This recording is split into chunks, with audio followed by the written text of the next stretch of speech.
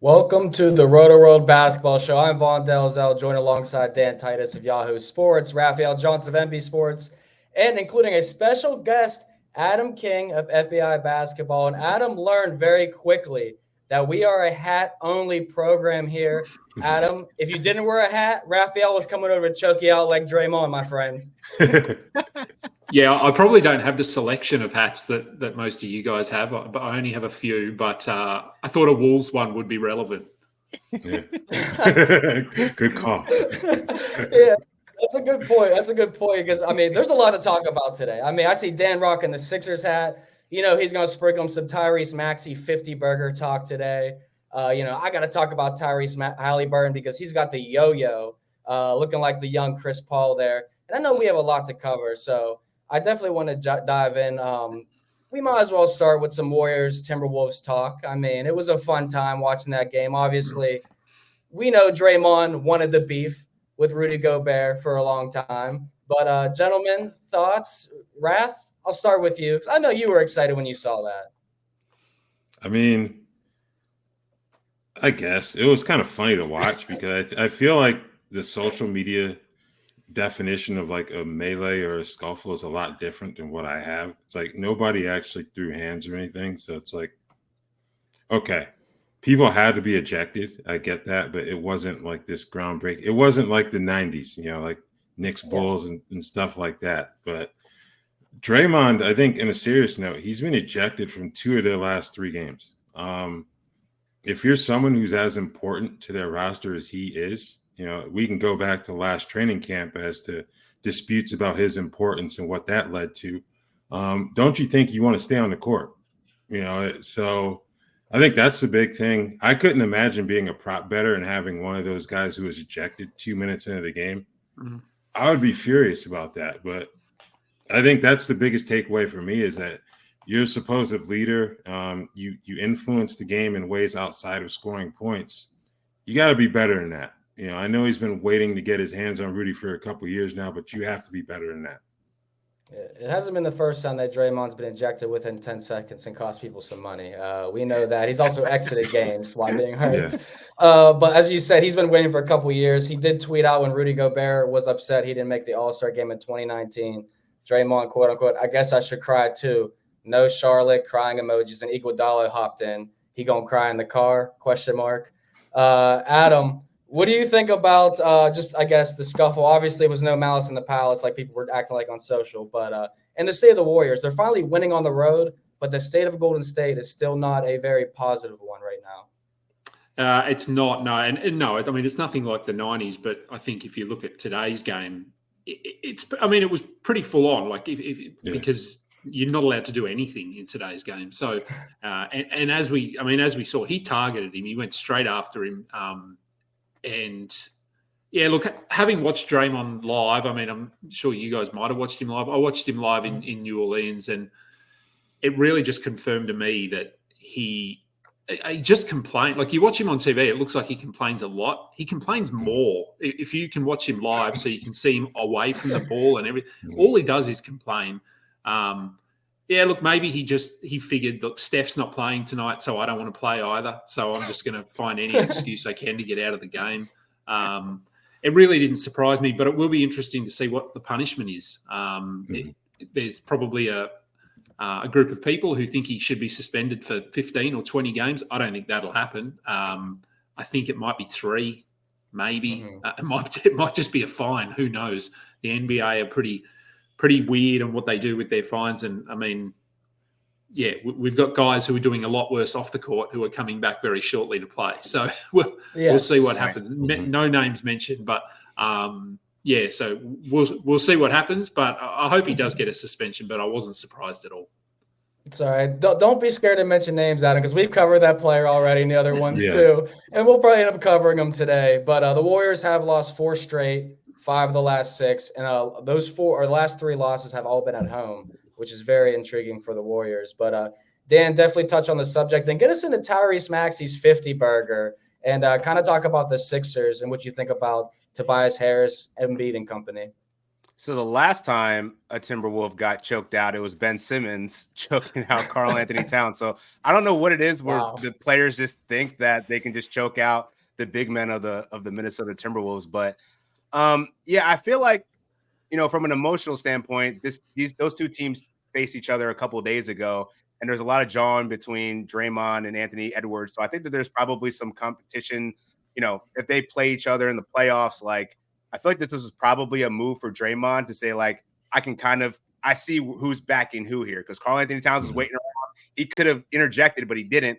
So I don't know. That could have been some mind games being played in the long term, but short term, it sucks for fantasy purposes because, like, Draymond's definitely going to be suspended for a few games. And I agree with Kingy. It's not going to be like some crazy suspension, but like there's at least precedence here for Draymond Green doing antics to get him suspended. And Joe Dumars has already addressed it. That's how, why he was suspended for the amount of games he was last time he did something. Like, what did he do? Step on Sabonis.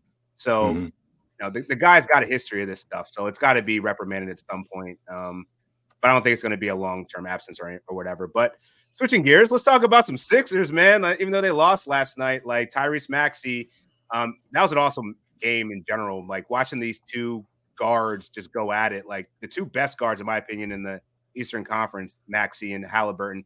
Haliburton got the best of him. He seems to he just loves playing the Sixers, man. He's torched them the last 3 times they played.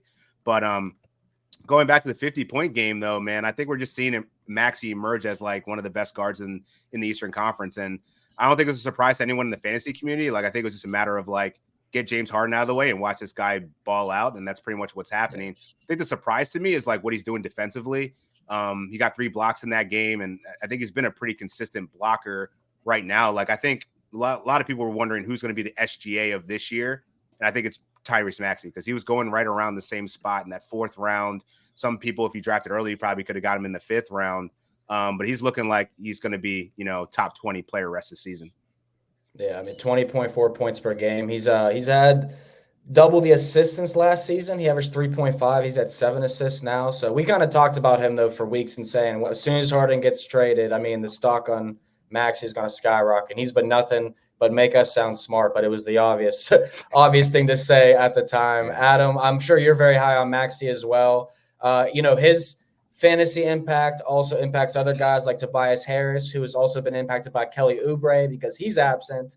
So right now, what do you think about the state of the Sixers in terms of fantasy and anybody you're looking at on this team, whether it's the waiver wire? No, look, I mean, I think with Embiid, we know what we're getting. So, no, we don't really need to talk about him. Maxey, Zach Anshaw and I talked about Maxey on my show yesterday and discussing whether we think he can be a first rounder rest of season. We were both of the opinion that he probably can, whether he will. As Dan said, I mean, we likened this to the SGA situation from last year as well. But a little bit different in that I think people were hesitant on SGA last year because of injury. It wasn't because we'd seen him produce at that level prior. We hadn't seen it from Maxey. And he sort of I'm really annoyed I didn't draft him actually this season, because we could have seen this coming and we should have seen it coming, and there was no reason really to be sleeping on him. So no, look, I think he's in for a big season. Tobias Harris has been really good, quietly, as he usually does. He just plugs along. He doesn't do anything outlandish, but puts up good numbers.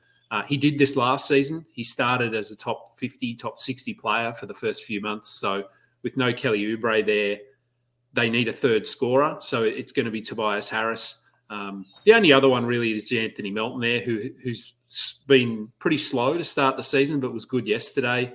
I've had plenty of people asking, is he a drop? Should I look to trade him? The answer is no. We know exactly what he can do. It's been an efficiency issue, which is what you want to look at with anyone that's slumping to start the season. If it's simply that they can't hit a shot, just wait, because they're NBA players. They're very good. They're going to figure things out, and Melton will do that. And he does everything else outside of scoring to keep his value going. So, yeah, all of those guys I think are going to be must roster all season. Probably top 100 players. Yeah, Melton definitely is a good call too, because Raphielle was someone that was hitting on him a few weeks ago, and we were talking about the Maxey Harden situation, and just quickly touched on Tobias Harris for the prop people. he has 6 games of 10+ combined rebounds and assists. So obviously that's very influential in fantasy too, but he's been playing really well. So Rath, going back to the point that Dan and Adam both talked about a little bit with Maxey kind of being that SGA type situation, what is the ceiling for Maxey? Like points per game, assists per game, like what can he touch alongside Embiid? Ooh, I don't know if I have exact numbers, but I think he can be a first-round player rest of the season just because of his role within that system and as well as he's played. I think it wasn't just getting James Harden out of there. Let's be honest. It was getting Doc Rivers out of there too, because I don't think there is like a concrete approach to Maxey's position within the rotation. That's changed with Nick Nurse and also, getting James Harden out. The funny thing about last night's game is that you remove Maxey, Melton, Embiid, and Harris, no other 76ers scored more than 2 points. So with no Kelly Oubre for the foreseeable future, I don't really think you can even stream anyone else. I think Nicholas Batum started out as that guy as he was the starter, but now he's going to miss a second straight game for personal reasons. Robert Covington only played 16 minutes last night. I don't really trust Daniel House or Marcus Morris either. So it's pretty much a feast or famine type deal in terms of fantasy value on that roster right now. Yeah. Dan, do you want to touch on that a little bit since that is your team? Because that sounds bad. I mean, come on, bro. I mean, that it was a tough game. They're still trying I think Nick Nurse is still trying to figure out who he wants to plug in there. And I think we saw Paul Reed get more minutes, obviously, with Batum out. Covington, KJ Martin made an appearance for a short time. So I think it's just a matter of like Nick Nurse trying to feel out all the parts that he has and trying to establish that rotation. Because usually he does run a tight ship anyway. So I think it's about who's going to emerge out of those guys that just came over via trade versus what he already has in house. So I'm not running to the waiver wires as Raph and Kingy suggested. Like, there's not many people that are going to benefit here, but I would say if you're in a shallow league, look at DeAnthony Melton, because in Yahoo he's only 65% roster, so that's actually he's probably out there on waivers in shallow leagues.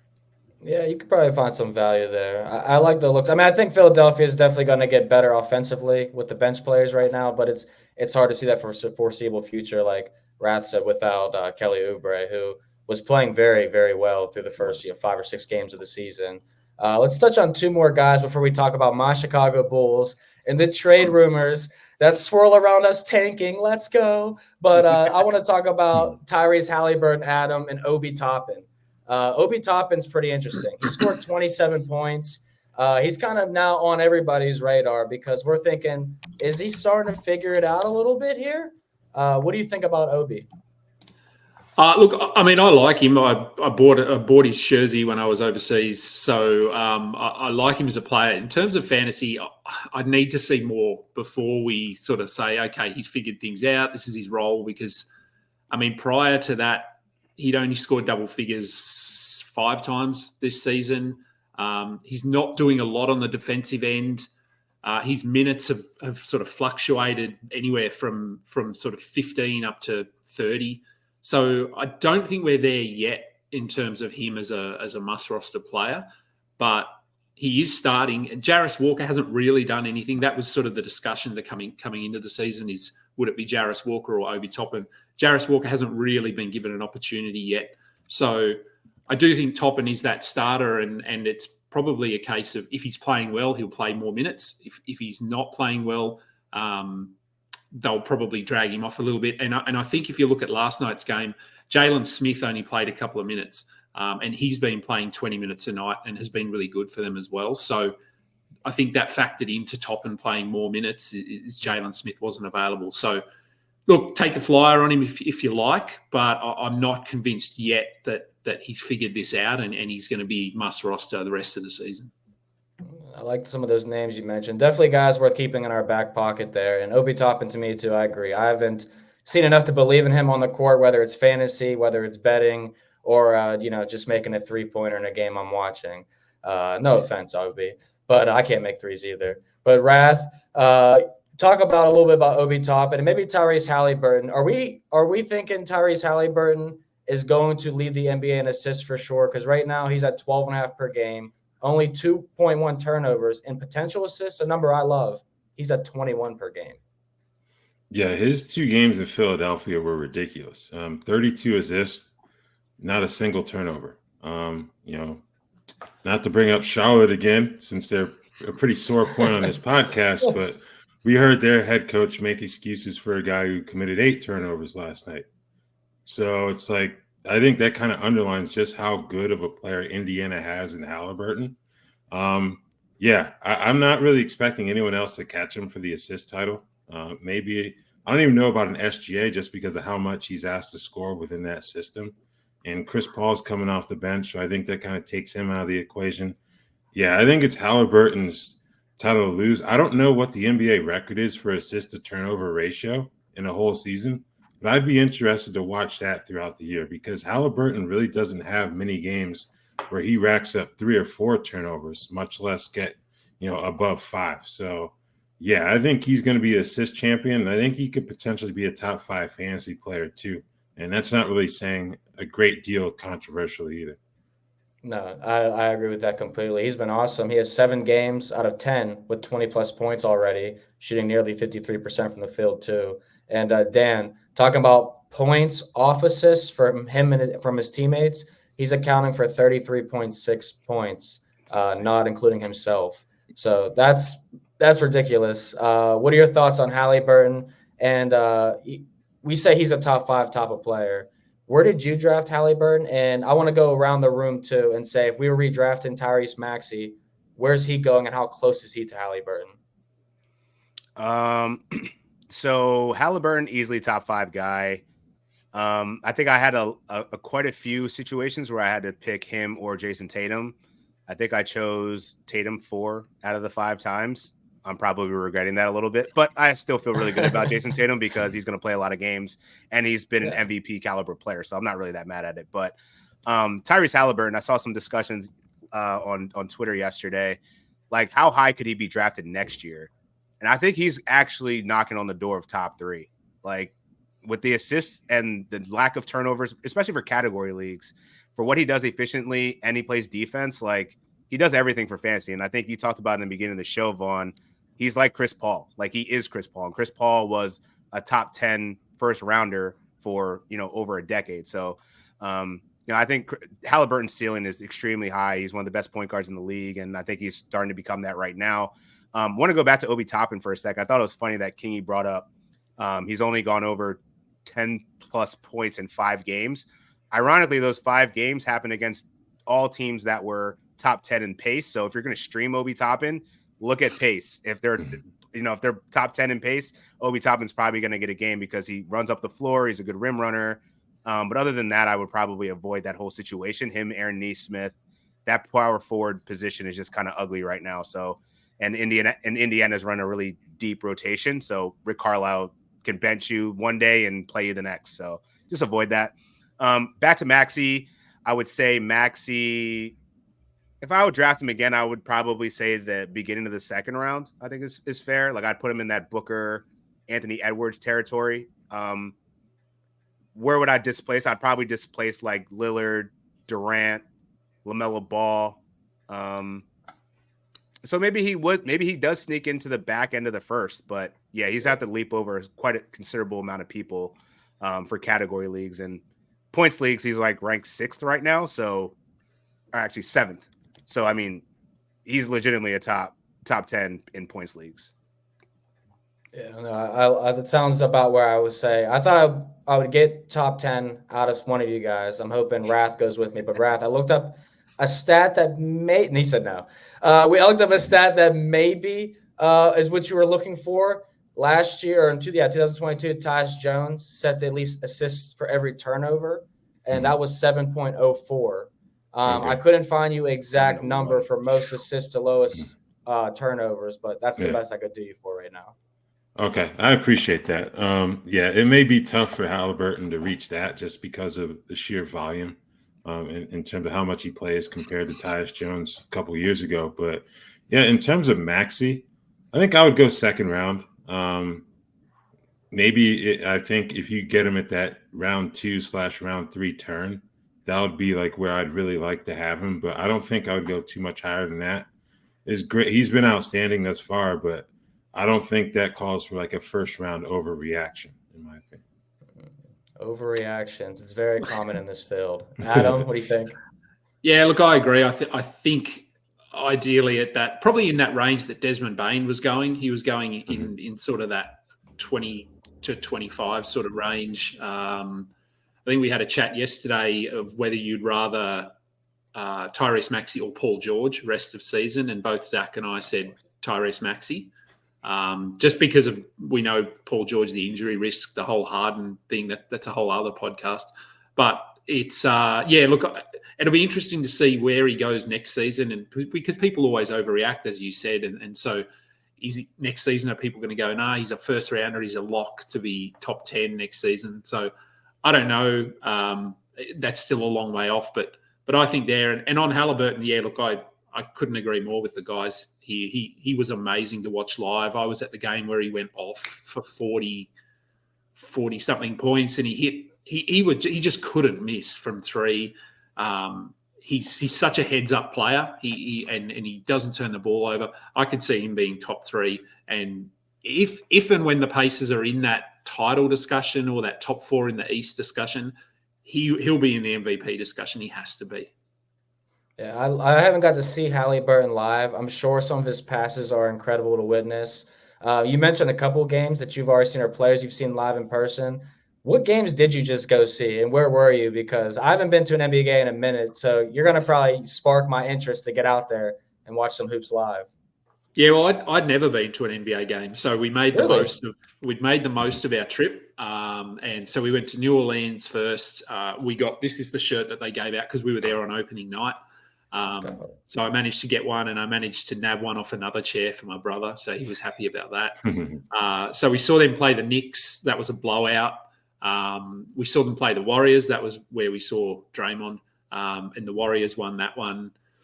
Then we headed over to Boston and watched Celtics play the Pacers, and that, just going to TD Garden itself was an experience. It's an amazing arena. Unfortunately, I spoke about it on my show, but I had some bad mushrooms, not mushrooms, actual mushrooms in a pasta dish. Mushrooms are real mushrooms. So yeah, just real mushrooms. So we went, Alex Reclean, who you guys know, he took us out for lunch, and maybe the mushrooms weren't cooked properly in my pasta dish, but it made for an interesting evening. We managed to get to the game, but it was a little disrupted. So we saw them play the Pacers. We went and watched the Bruins play the following night.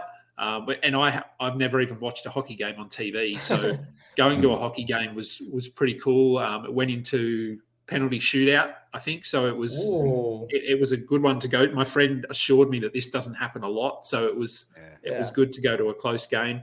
Did you see a fight? Pardon? Was there a fight?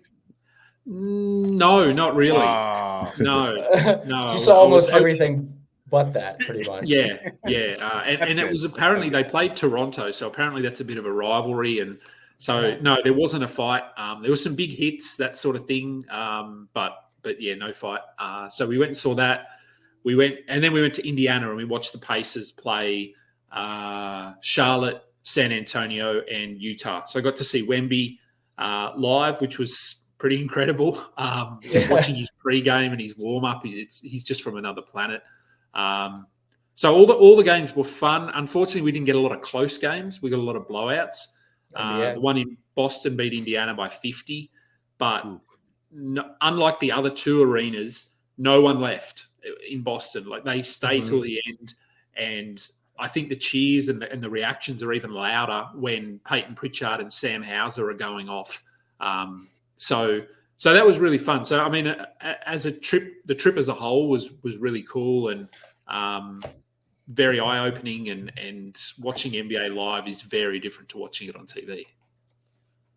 That sounds amazing. You got the entire cross-country trip. Seeing Wemby in his rookie season is something you're going to remember for the rest of your life. Yeah. So that's awesome. I have two questions to ask you. Actually one, because as someone who's gone to hockey games, how long did it take you to adjust to seeing the puck?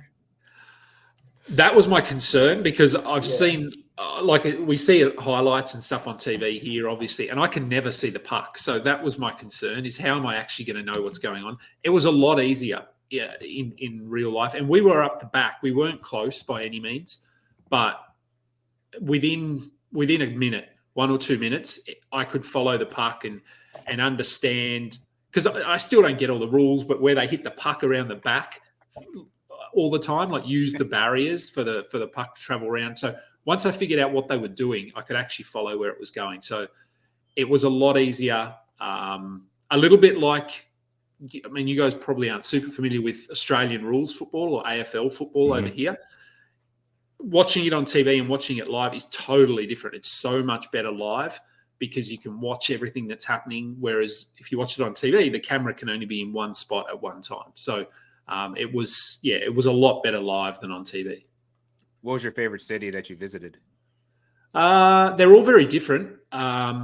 Indiana was really spaced out. There weren't many people. Very flat. Yes, it was nailed it. Which is sounds like Indiana. Yeah, it was sort of what I expected.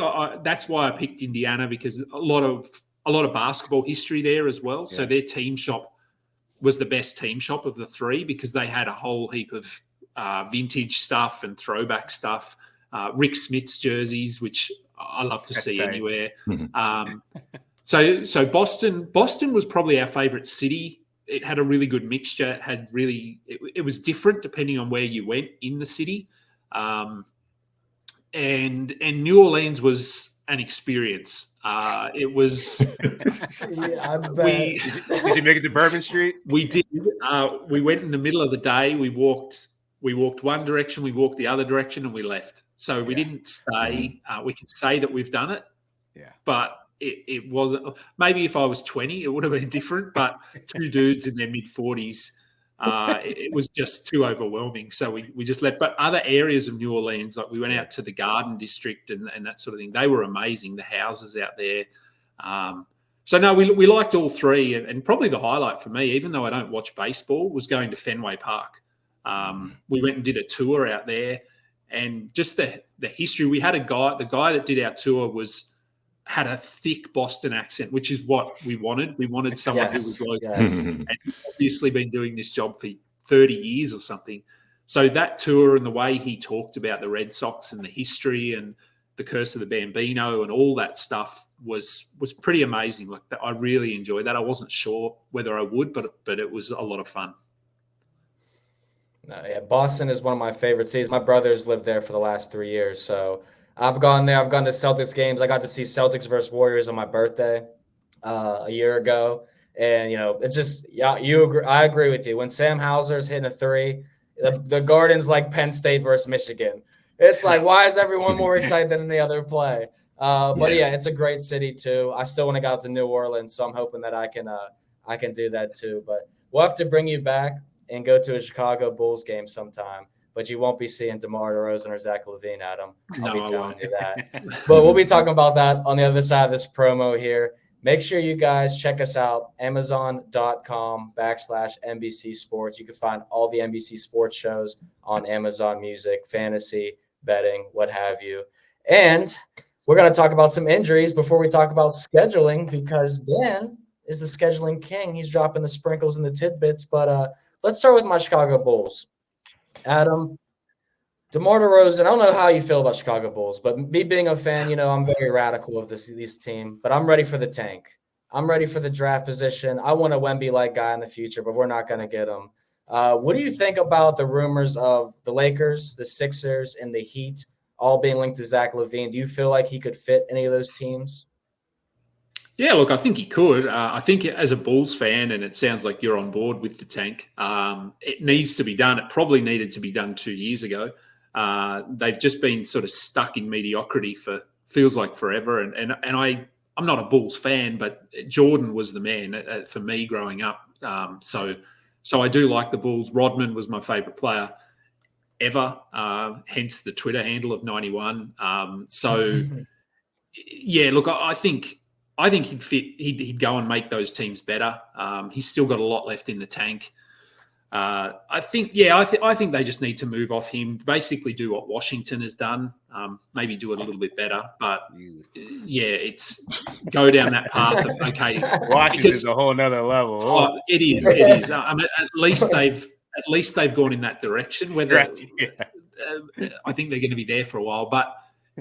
Yeah, it was a bit unfortunate with the Bulls because I think when Lonzo was there for that 2 months that he was playing, they looked good and they built that team around having Lonzo as their point guard. And when they lost him, they lost defense, they lost 3-point shoot, like they lost so much. And I think that gets overlooked. But as we know, Lonzo probably isn't coming back anytime soon, if ever. So yeah, look, I think it's time to move on. Vucevic is another piece that they could look to trade at some point. He's been really good again this season, just like plugging along at top 30 value like he always does. So, no, I do think they need to move on and just say, okay, it's time to tear it down and get some draft picks. Yeah, DeRozan's out the next game, personal reasons, but he wants to see where the state of his team is. He's on an expiring deal. Think he'll be gone. I think Vucevic gets shipped too. Not much more that he can really offer this team, in my opinion. Don't compare us to the Wizards because if we sign TJ McConnell, I will be in tears. It will be getting bad.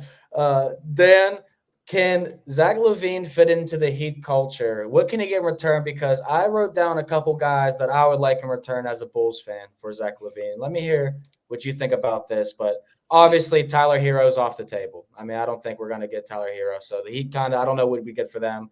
The Lakers, give me Rui. Give me Cam Reddish, Austin Reeves. One of those three. I'd be content. And if you can get a mix of either Oubre, Covington, or Harris, one of those three as a Bulls team, I think it'd be a fair trade to get some future draft picks too. What do you think about those three teams? Yeah, I think I'm most interested in LaVine going to the Heat just because their depth is just sorry right now. And I feel like Hero is kind of an interesting trade piece. Like I think that makes sense from the Bulls' perspective to like get a younger player, let him be the star of his team. I think that's what he wants at this stage in his career and where he's going. I think I'm most intrigued by the assets of the Lakers. Like I think that the names that you mentioned, those look like good building blocks to kind of start this thing over. I don't like the fit for the Sixers just for where Maxey's at and just the relationship that he's building with Joel Embiid. Like I think that would be quite disruptive to put in Zach LaVine because he's not really a two-way player. And I think for the Sixers, they need two-way guys. I think everybody needs two-way guys. So I'm actually kind of curious to see what the actual trade market looks like for Zach LaVine. And DeMar DeRozan too. Like I think DeMar DeRozan, we know who he is. Like from a fantasy perspective, he's going to be that top 50 guy. But like he doesn't really raise his ceiling too much, right? Like high floor guy, you know what you're going to get. Won't shoot threes, plays somewhat defense, but like he's just a bucket. So I don't know. I'm really curious about what the Bulls are going to do here because I don't know. At this point, if I'm them, why not just ride it out? Like I don't feel like you have to do a move. They're not going to win the championship. So it's like I don't know. Go for a good draft pick, I guess, but like you know better than I. Is this draft class going to be really special? Like I haven't heard that it is. This is definitely not going to be the Wemby. You know, it's not going to be what it was last year. So I don't know. If I'm a fantasy manager and I have Zach LaVine, I'd probably be okay with trading him. DeMar DeRozan, I don't see where there's not much upside in trading for DeMar DeRozan. I think you're just kind of stuck with him. I would be curious though if LaVine can get off this team, he can go like to the Lakers or the Heat. Like I think we can maybe see a little bit more offensive production, but they're probably all going to be more or less the same. So from a fantasy perspective, I don't know how this really helps. I don't really think it helps anybody's situation much, to be honest. I would just hope that he doesn't go to certain situations where people are thriving, like the Sixers, and you added another 20-point score, where that's going to disrupt the chemistry.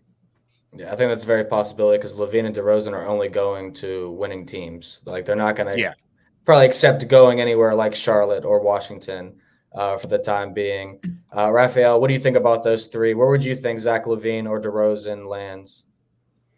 I mean, the Lakers one is interesting because it seems like people are believing in Cam Reddish again. And if we need to see more from Obi Toppin, I need to see more from Cam Reddish. Like he's played well recently, but there's a reason why he's a lottery pick who's been with 4 different franchises now.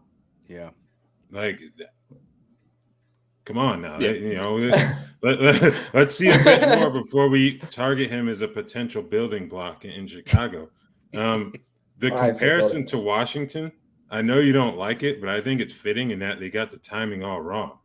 Like, to tank with this upcoming draft class, like 2 of the top guys are Matas Buzelis and Ron Holland. They just got finished getting beat by about 60 points with G League Ignite. So maybe some guys emerge like an Alex Sarr out of France, but it's like, if you wanted to tank, you should have pulled the plug last year because you had the generational talent there in Victor Wembanyama. Because they weren't really going anywhere. Like Chicago's like, all right, they may get into the playoffs, they may get into the play-in tournament. That's about their ceiling. Like they may nick a game or two in the first round of the playoffs, but you're not expecting them to advance. Like you guys mentioned, if those players get moved, they'll be moved to contenders or teams with hopes of contending. They're not going to go to a rebuilding team. If they went to a rebuilding team, what are the chances of them getting put on the shelf, in like March or something like that, where you lose out on fantasy value? So, yeah, I think you're not really going to get too much of a ceiling with any of those guys. A ceiling raised. Maybe the floor falls out in the wrong situation, but I think that's the most you're going to get from any of those players. No, I think that was a pretty great breakdown in general. I'm really not going to argue with any of that as a Bulls fan, to be honest. I think that was, hit the nail on the head. I am mad that we are tanking this year, but I think the tank just needs to start ASAP. I don't know where we finish. I just know that my under 35.5 win total is cashing at them. Great. It looking terrific. And, maybe we get a 30-1 on the worst record in the NBA. But I don't know. It's interesting. Adam, we've been talking about a man that goes by the nickname of Spicy P the past few weeks because he has been a guy we've been like, I don't know what's going on, but it's not working out. But he just came out the last 3 games and said to all my haters, shut up. He's at 31, 17, 39. He is 0 for 12 from 3. So our question to you is he back after his last 3 games? Oh, look, well, I think those who have got him rostered are feeling a little bit more better about themselves than they were a week ago. Look, I think he probably is. I mean, he's no stranger to having periods where he struggles to shoot the ball, and so this isn't unheard of. And even if you look at the games prior to those last 3, he had 2 really bad games, but prior to that, he scored in double figures in all 5 games. He had a 26-point game, a 20-point game. You're never going to get a lot on the defensive end. He basically never blocks a shot. He'll get some steals. He's not a big 3-point sort of guy. So he is who he is. The Raptors are another team. I mean, we could have a discussion about whether, speaking of teams that should tear it down, and the Raptors are another one that probably should go in that direction. Scotty Barnes looks incredible. So I think they've got their centerpiece there, or at least a 1A. I'm not sure he could be a primary offensive weapon, but he's been good. They have no depth, basically, which they haven't had for about 4 years. So, yeah, look, I think if you've got Siakam, you're pretty happy with what he's doing over the past week. And I'm barring a trade. I mean, he was sort of floated around in trade rumors coming into the season. There was sort of talk of him going to Atlanta at some point. So I think that's probably still on the table. I think if a trade offer came along and they'd be willing to part ways with him. But for now, you just keep riding him and hope that he can maintain this production.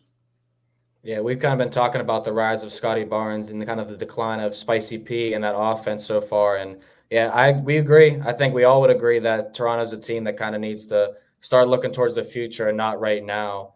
Raph, how do you feel about Spicy P? Because we've been talking about him for 2 straight weeks now. And last week's episode, if we cut the clips, much different than how we're talking about him today. Yeah, agreed. He has been better, like you noted, with the numbers.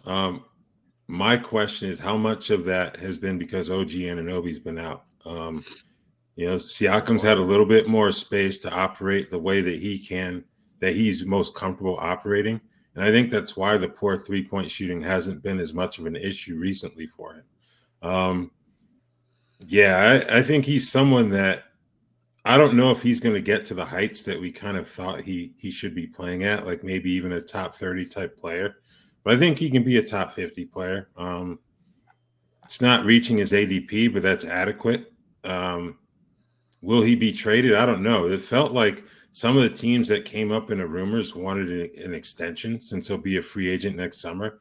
But it's like he didn't want to do that, and you don't blame him because he's probably going to be in line for a substantial payday.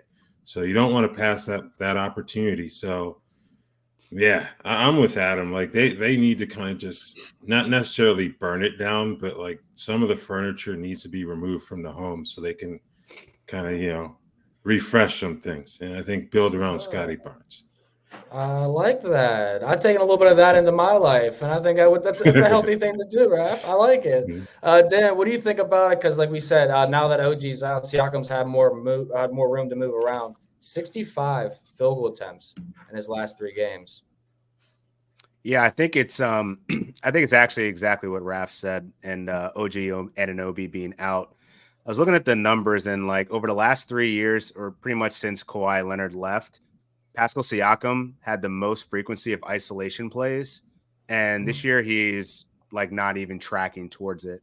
The Toronto Raptors, because their system is so fluid and moving the ball, they're bottom 10 in isolation plays. So like the fact that he's getting the ball in space now, he's back to his old spicy P.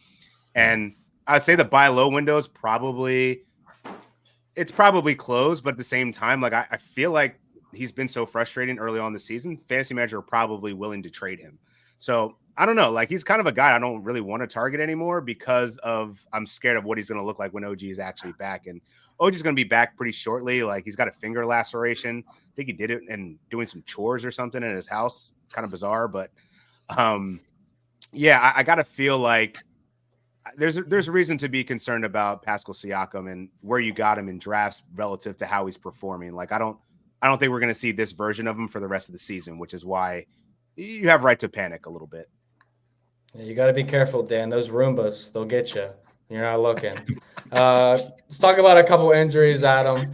You can cover whoever you'd like because there's names like Devin Booker, Bradley Beal, Nic Claxton, Trae Young, Marcus Smart, all these guys dealing with injuries, whether they're coming back or missing a week or two. Who have you been looking at, and whether that's because there's some ads on the waiver wire or guys you no longer want on your team?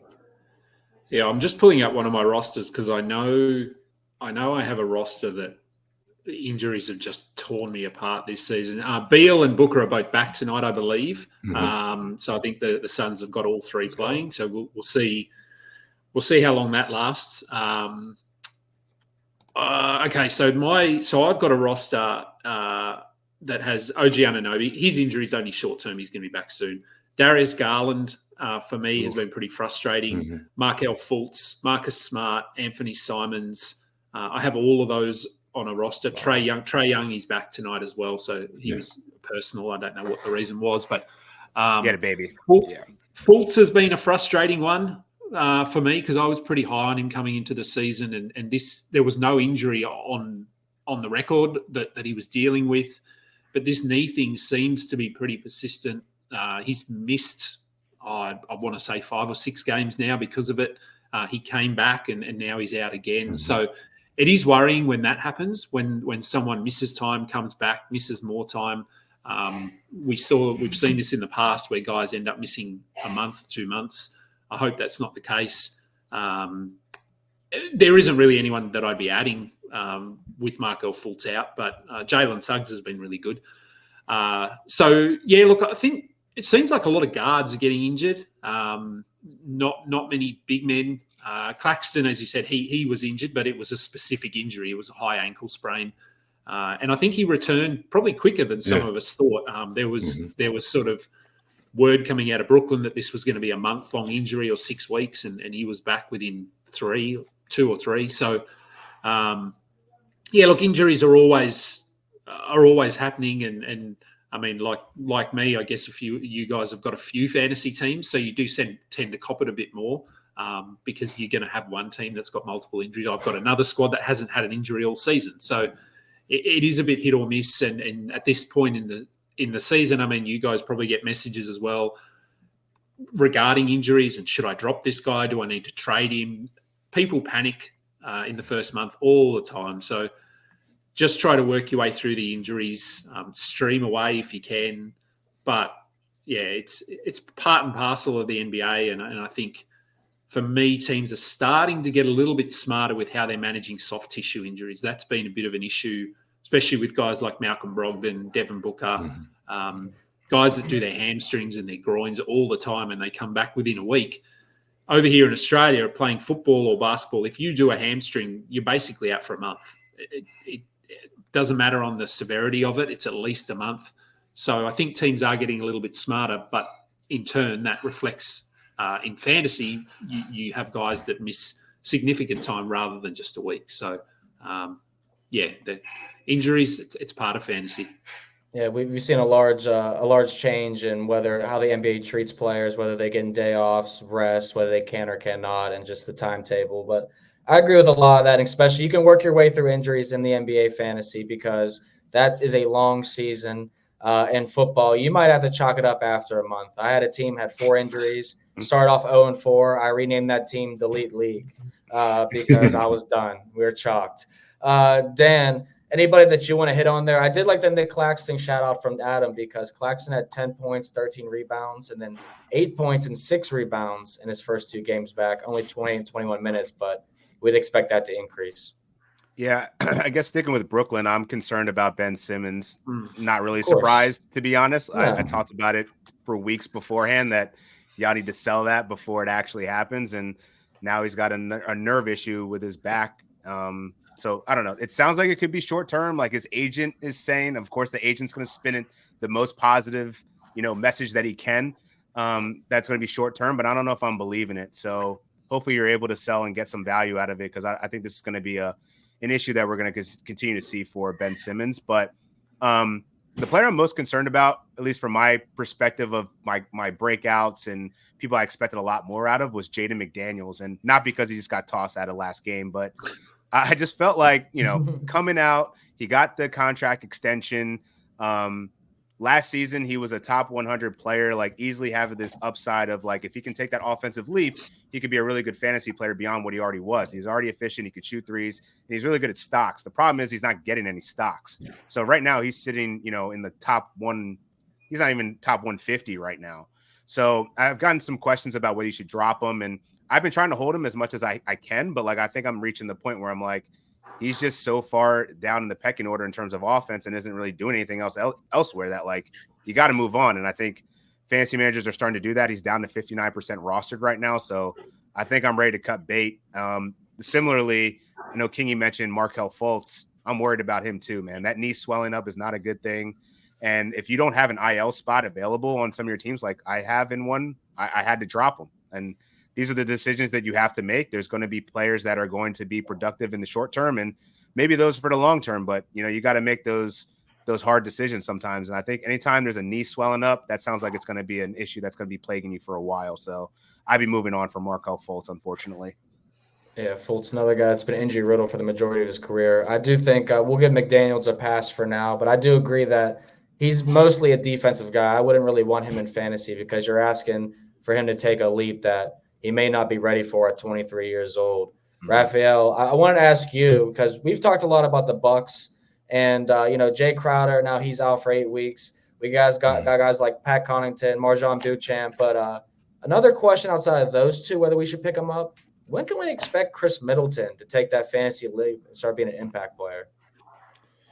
That's a good question. He's kind of at the mercy of their training staff because I think he's played a max of like 20 minutes in any game this season. And that minutes limit doesn't seem to be changing anytime soon. So, look, we all know what it is with the Bucks. They're aiming towards April, May, and hopefully June for them. What happens in November, they really couldn't care less about. I think they're 6-4. So as much as they've seemed to have been scuffling a bit, they're still over 500. They're not too far off the pace in the East. So it's not an insurmountable gap for them to close, with the teams that they're supposed to be at the top of the conference with. Middleton, I think I would be trying to trade him. Like you're selling other managers on the hope that he will be back to full minutes at some point. I don't know about really soon, but you maybe like before the turn of the year to 2024, you can get back to taking on a full workload, and you try to move him there because. And we talked about this during the preseason. Even if he's healthy, that's not a great spot for him offensively. You've got Giannis, you've got Dame Middleton, you got Dame Lillard, excuse me. Robert Brook Lopez is going to get his opportunities. He's not going to be a marquee scorer or anything, obviously, but Khris is going to be third in a pecking order and behind two really high usage guys. So that's going to be a tough spot for him, even when he's able to play full minutes. So if you have him, try to move him. I didn't draft him for this very reason. Yeah, and we said that too in our draft episode, and after that, like, stay away from Khris Middleton. Let the people that you grew up with in your hometown leagues go and get him, and then laugh at them later. We're starting to do that. We've been playing unders on his points, rebounds, assists, and it's been working out for us. Adam, I want to make a hot take here because I usually give him to Raphielle, and I know he doesn't want him as much today. I could tell. He's like, keep the energy over there, bro. Let me ask you this. The Grizzlies are in turmoil, okay? 2-9 through 11 games. Of course, they got injuries to Smart, Kennard, Xavier Tillman's supposed to come back if he hasn't returned already. But, yeah, okay. He's supposed to come back. Yep, okay. So, if Ja Morant played, we all agree they wouldn't be 2-9. Is Ja Morant, if they turn the season around, have a great year, are we talking MVP type season? No. Yeah. Look, I've had this discussion twice on my show. I had Noah Rubin on my show probably 3 weeks ago, and I said it was very early. I think the Grizzlies were 0-3 maybe, and I sort of said, are we worried here that the Grizzlies are going to could they tank? Like, what does their season look like moving forward? And I think we were both of the opinion that it's probably not in their DNA to tank. It doesn't feel like a Memphis kind of thing. They're now 2-9. If when Ja comes back, they're 5-20, 6-19. It's pretty hard to come back from that, especially in the West. The West is loaded. So for me, Steven Adams is a huge loss for them. They run a lot through him. He provides a lot of stability on the defensive end. Brandon Clark is also out for the season. So they don't really have a center at the moment. Tillman is undersized. Bismack Biyombo is starting, and he wasn't even in the league 2 weeks ago. So I think they're in trouble. And Marcus Smart, I didn't see his injury last night, but he had to be helped off the court. So I'm assuming it was a decently bad. Yeah. So he's probably going to miss a month here if it's a bad one. So they have no guard depth now. They have Desmond Bane and that's it. So I'm a bit worried about them. And so I think when Ja comes back, they will be better. But I worry that if they're only 5-20 and then he comes back and plays 5 games and they only win one of them, would they look at taking it easy on him and Desmond Bane and they'll go a little bit down that path that the Spurs did last season where they'll rest some guys and look to get a high draft pick and then next season just come in fully healthy. So, yeah, I don't think Ja Morant will be MVP or can put up an MVP caliber season. And in terms of fantasy, he has his issues in terms of fantasy. He always has. So, I'm a little bit worried about the Grizzlies and where their season goes to. Yeah, no, high turnover guy for sure. So I'm sure he's definitely giving people a lot of head scratching frustration in fantasy, and not a great 3-point shooter too. But I mean, thanks for burning me, Adam. I appreciate it. I was looking for some value, but we're not going to find it here today. But maybe the other guys disagree with me. Maybe I'm wrong. No, I don't think you're right. No. Okay. Yeah. I could see it on their faces. I could hear it in their voices. You can see it on my face, Adam. But it's okay. It's okay. We're going to turn the page before we get into the Week 4 schedule, whether target teams on back-to-backs and who to get in the waiver wires because of it. Make sure you guys check out Big Ten basketball on Peacock. You can stream basketball live on Peacock Friday nights. It's Penn State hosting the party, undefeated Indy Lions taking on Morehead State. Stream live November 17th at 6:30 p.m. Eastern exclusively on Peacock. I was just in Happy Valley on Saturday to watch my Michigan Wolverines lay the smackdown on them in Beaver, and I'll be back up there at Michigan. Don't shake your head, Raphielle. Yeah, Michigan all the way, baby. We're going. Yeah, they sure are the victims these days. Oh, no, we're the villains. We want to be the villains now. I'm mad Harbaugh said he wants to be America's team. What is that about? No, yeah, I'm not rooting for him. Hell no. I'm rooting for you to be the bad guy. Be the bad guy. All right. So let's be some bad guys here. Let's talk about some teams that have 3 games this week who are going to be good bets to pick up in fantasy, but also good bets for me to fade in actual life. Dan, break down the scheduling. Who do you like on back-to-backs or 3-game schedules? Yeah, I think that the team that I've been eyeing the most is the Knicks. And it's really hinged on whether RJ Barrett's going to play. He's been listed as questionable tonight. But they do have a Friday, Saturday back-to-back, lighter slates. Well, Saturday's definitely a lighter slate than Friday, but I think it might actually be able to get some usage out of Josh Hart if RJ Barrett is out. So if he's out there, probably is. I think he could be a good source of rebounds, steals, maybe a couple, maybe 1 or 2 threes, depending on how he's feeling that day. But the other team that I think is interesting is also, well, looking forward to next week. In wake of Marcus Smart's injury, Jacob Gilyard is the guy that I would probably pick up for Memphis. I honestly didn't know who he was until he started getting minutes. And I was like, wow, this guy's actually producing. He's only 3% rostered in Yahoo leagues, so you can definitely jump the gun on this and get ahead of your league mates by picking him up, because I think the way that Marcus Smart injury looked, he's going to be out for at least a couple of weeks, if not more. And with so much, I mean, there's like nobody in the front court. There's nobody in the back court. This is Desmond Bane's team and Josh and Jaren Jackson Jr. and then everybody else. So instead of going for somebody like Biyombo, now that Xavier Tillman's out, I would definitely look at Gilyard.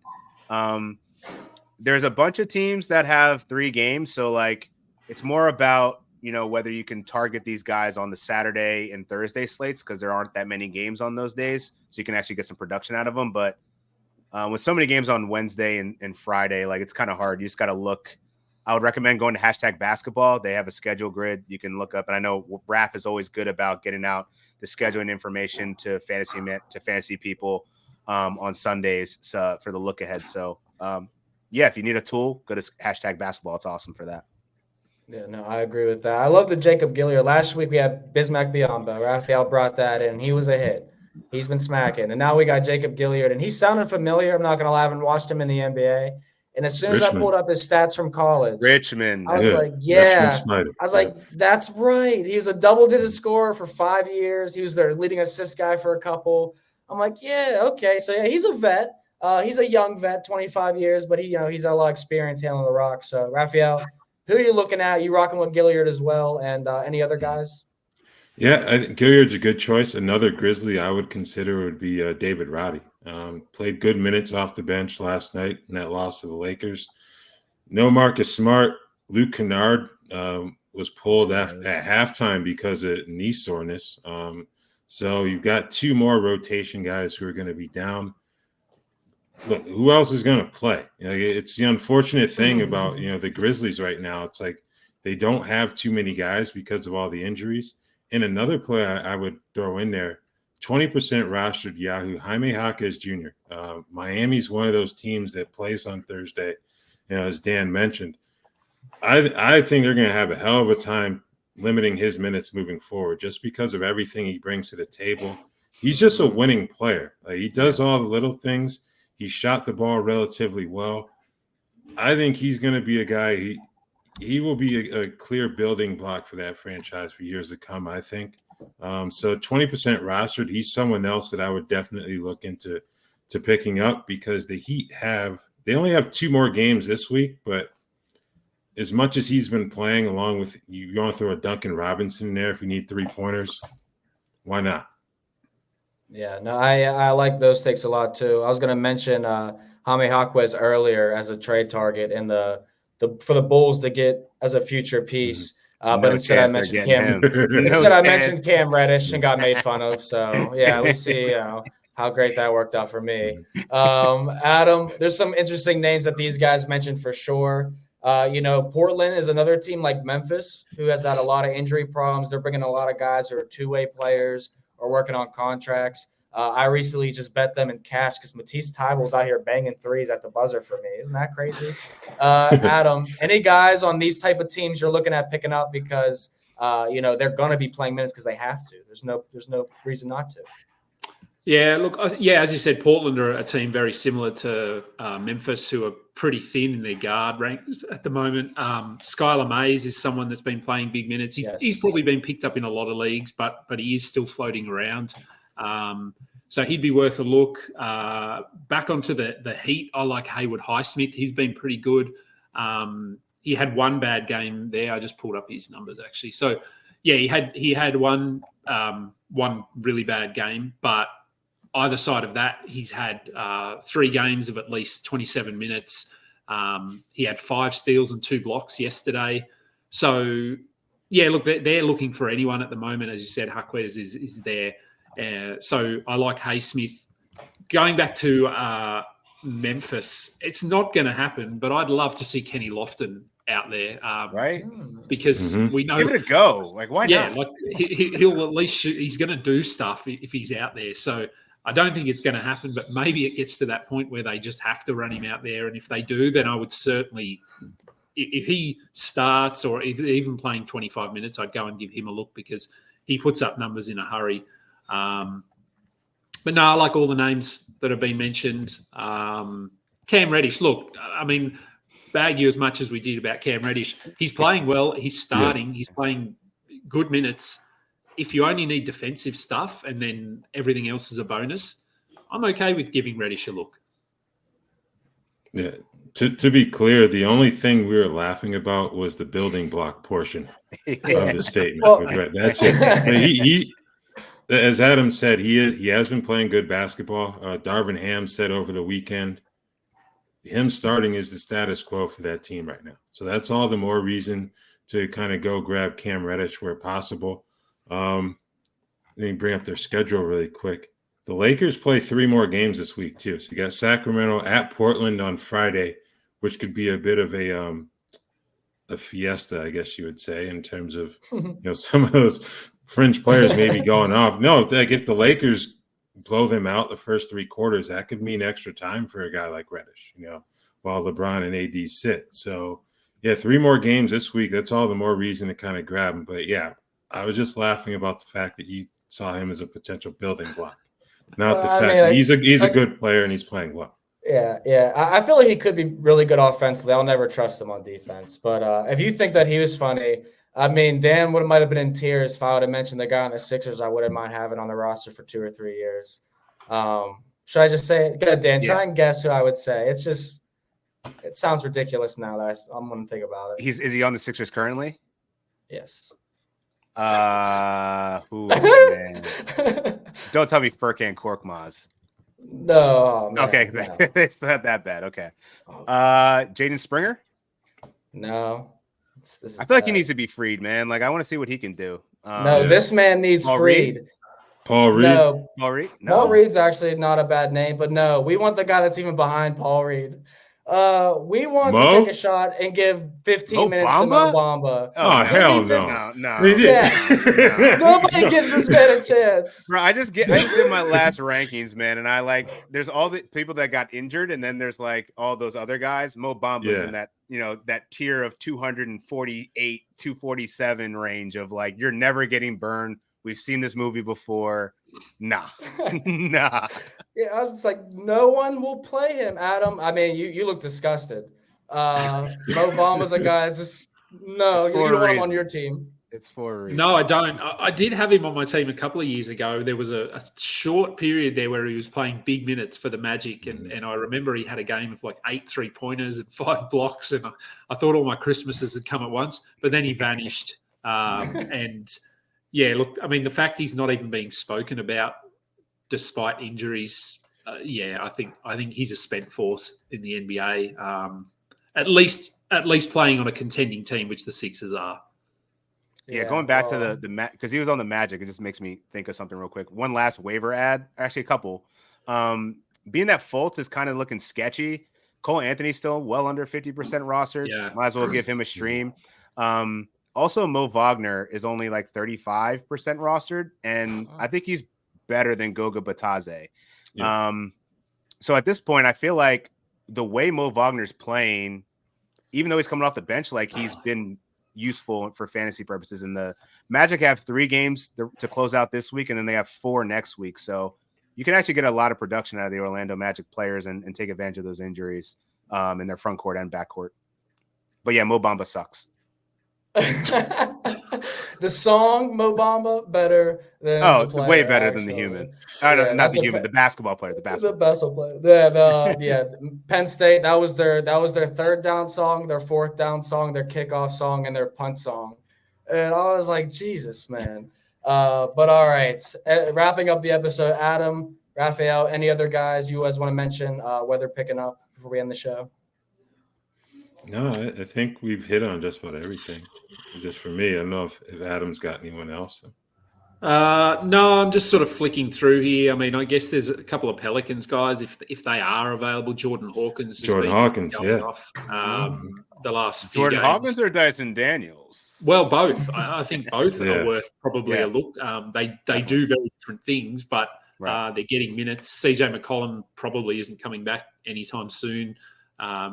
Zion feels like he's 5 minutes away from his next injury, as does Ingram. So, yeah, I like a couple of guys there in New Orleans. But no, I think we covered. I think we covered everyone. Detroit probably have a couple of interesting guys there as well. They're starting to get their guards back now. And I'll just say I've got Azar Thompson on 4 of my teams, and I'm loving it. Oh yeah. This is a Sar Thompson podcast. So yes, very good. Literally, yeah, we all have future stock in him some way or another, whether it's our rants or predictions or money. So yeah, we like Asar Thompson. But Adam, we definitely appreciate you coming on today because we know it's 7-something in the morning there now.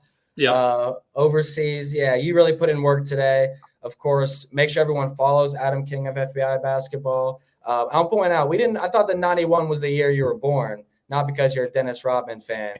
You're a young-looking guy, Adam. Don't let anyone tell you different. Not Dan or Raphielle. No, it's definitely not the year I was born. I was in high school by then. But just quickly going back to Boston. When I was in Boston, we went to the team store, and both Alex and the guy that I was traveling with pulled me aside and said, "Have you seen these?" And I went over and had a look. So I ended up buying a Blake Griffin jersey. A Celtics Blake Griffin jersey, an authentic one. So it had the little logo patch thing on it. So I think they're pretty expensive normally, but it was $20 because he doesn't play there anymore. But he's number 91, so that's why I bought it, because he was number 91. Did you ever find out why he was number 91 on the Boston Celtics? No, I didn't actually. I didn't look into it, but okay. I'd be very curious. It's a very interesting number to choose outside of Dennis Rodman. But maybe it's Dennis Rodman. Maybe he liked Dennis Rodman as well. Yeah. Mm-hmm. Oh, Blake Griffin definitely didn't have the Dennis Rodman defense in him at all during his career with any of the teams he played for. But we're a fan of that. Next time you come on the show, Adam, please wear the Blake Griffin jersey. We would love to see that for sure. But great takes all around from Raphielle Johnson of NBC, Dan Titus of Yahoo Sports, Adam King FBI Basketball. I didn't have any good takes today, so don't listen to me. Listen to these guys when it comes to pickup players. I'm just trying to be the Bulls general manager. I feel like I'm doing a pretty good job so far. All right, guys. We'll see you next week. Enjoy. This is Rotoworld Basketball Show.